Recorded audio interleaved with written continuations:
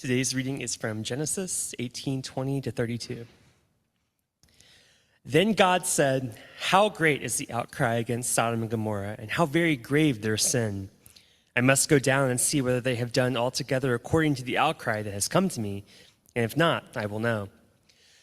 So the men turned from there and went towards Sodom, while Abraham remained standing before God.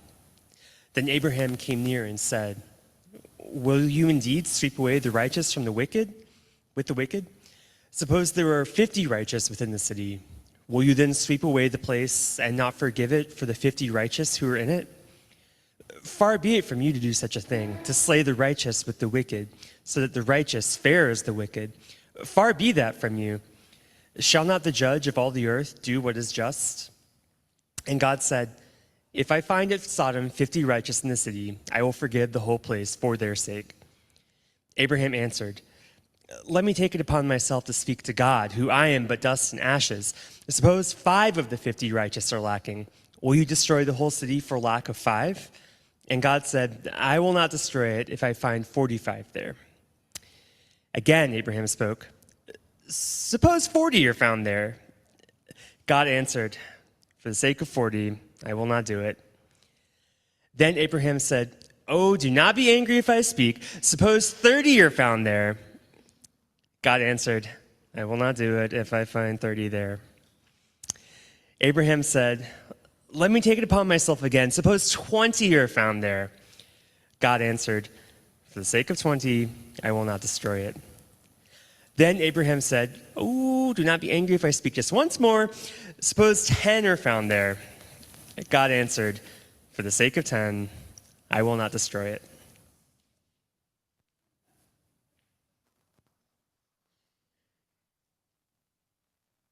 That was a better exegesis of the text than I ever got in seminary, Eric. Well done.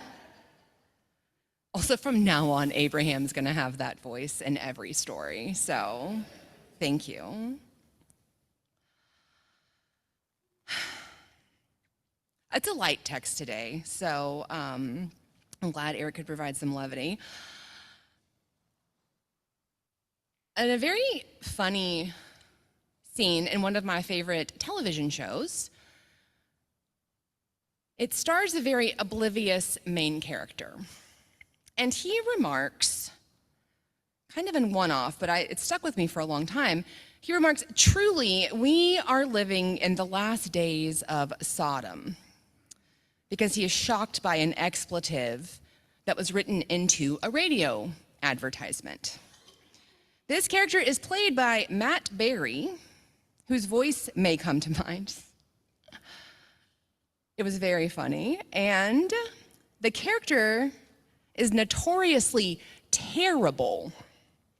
So the fact that one bad word in a radio ad is what he chooses to take as an entire moral failure of society, it really highlights the nature of just how subjective this text is.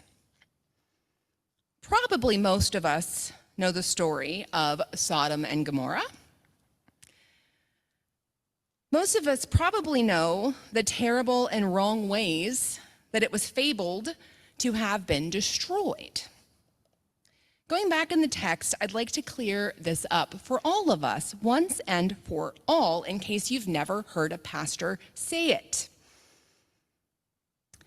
In this story, sexual orientation has nothing to do with the terribleness of the city. The people in these towns, have shown sadistic cruelty to beggars, to visitors. There has been murder, there has been greed, and there has been violence. There's the bit about the angels coming to visit Lot, and the ways in which the neighbors mob the yard because they want to commit violence against the strangers. That has nothing to do with orientation. That has everything to do with violence.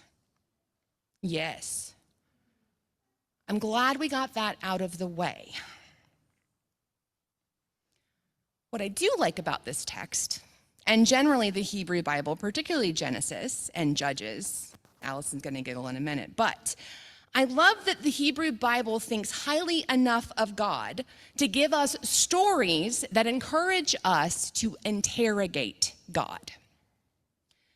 I do wonder sometimes how Christianity went so off course from its parent faith.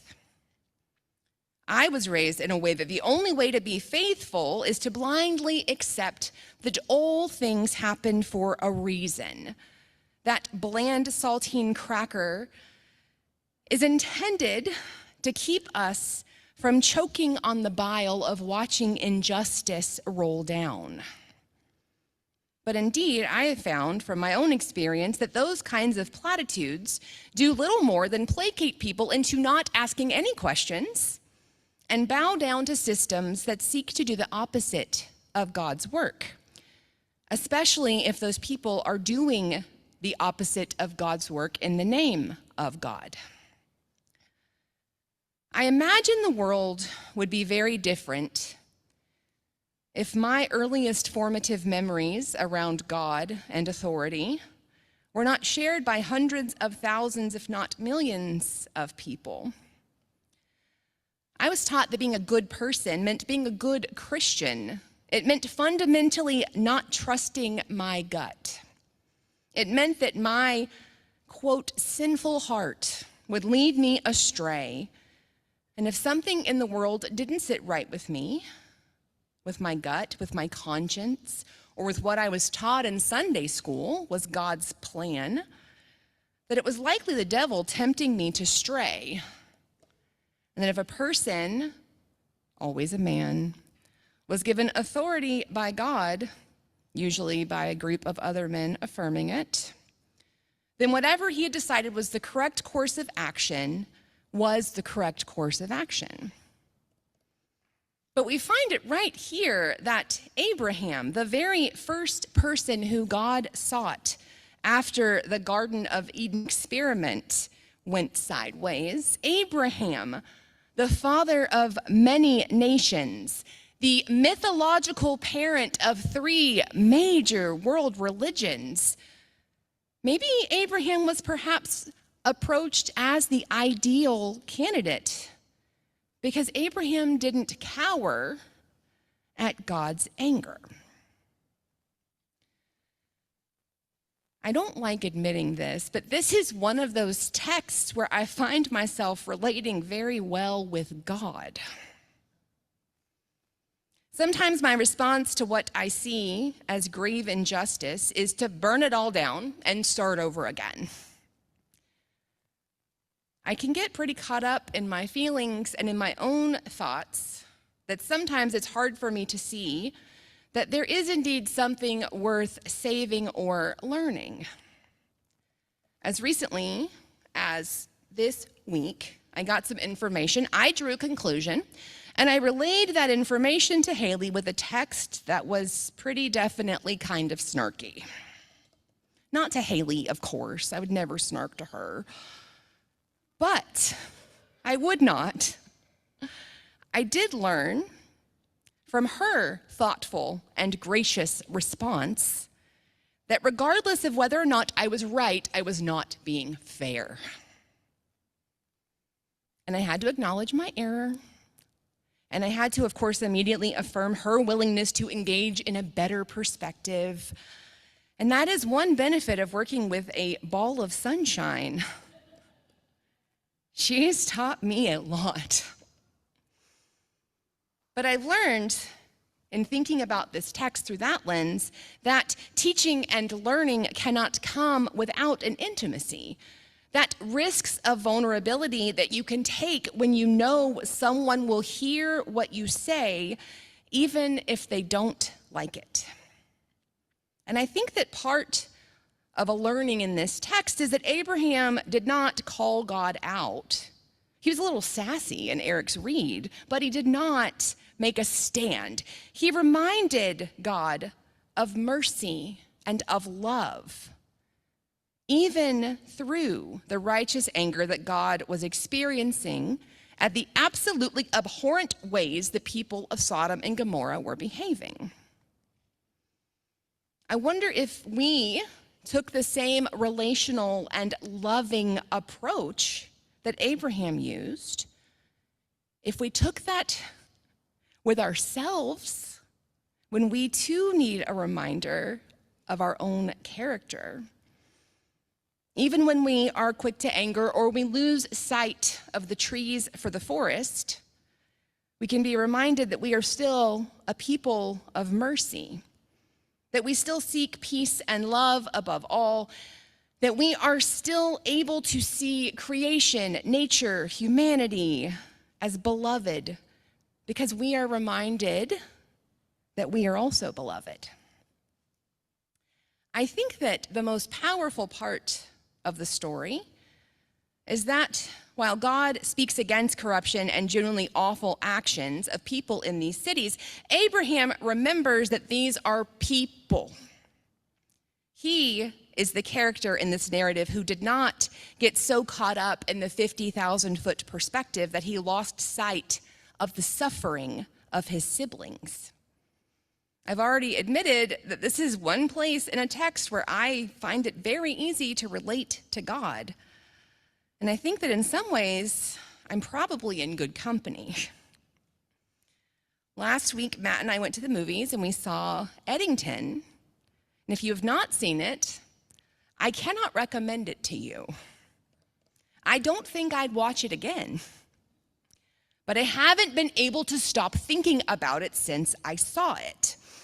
It's described as a Western that takes place during the height of the COVID-19 pandemic in a fictional town in New Mexico where a neoliberal mayor, played by Pedro Pascal, is being challenged in re-election by the conservative sheriff of the town, played by Joaquin Phoenix.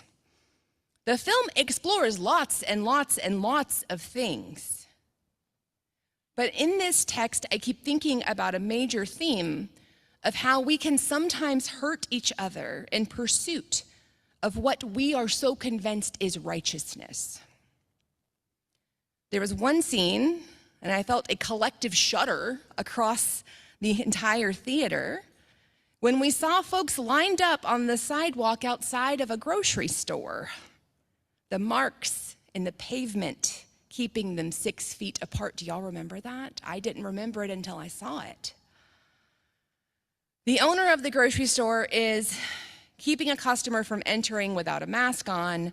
The owner gets kind of rough with the customer and the sheriff intervenes and he says, "You can't handle him like that." And I, who have an immunocompromised husband who became that way during the pandemic, felt myself filled with compassion for the maskless patron, even though my response would have likely been to agree with the manager's forcible removal of that person. The writer and director of the film, Ari Aster, said, quote, "I wanted to make a film where everybody's alienated from each other and has lost track of a bigger world outside of themselves. They only see the dimensions of the small world they believe in and distrust anything that contradicts this small bubble of certainty." End quote. I think he did a really nice job of summing up what I would define as hell. Siblings, life is hard. And part of the reason it's hard is because it's complicated and it's nuanced. And how often, though?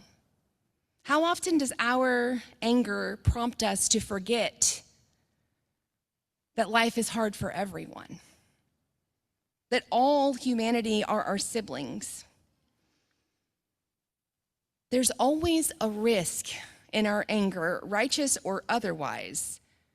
There's a risk that we are only able to see the dimensions of the small world that we believe in. We are called to act for justice, but we are not called to plow through anyone who gets in the way of what we think is justice. Our intercessions, our arguments for justice must also include mercy. They must remind us each and all of who we are, one human family, who feels the pain of all of their siblings? Where can we enter into the struggle of one another? Friends, our greatest gift is our ability to empathize. And my greatest prayer is that we never, ever lose that. Because when we lose that, we sever our connection to each other and to our blessing. And we cannot remind the world of their blessing if we do not remember ours. Hear me when I say this does not mean that we let injustice slide or that we are doormats or yes people.